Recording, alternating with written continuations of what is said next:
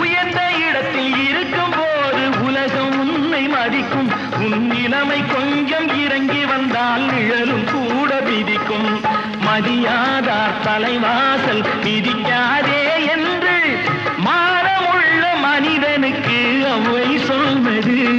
அது அவ்வை சொன்னது, அதில் அர்த்தம் உள்ளது. பரமசிவன் கழுத்தில் இருந்து பாம்பு கேட்டது, கருடா சௌக்கியம்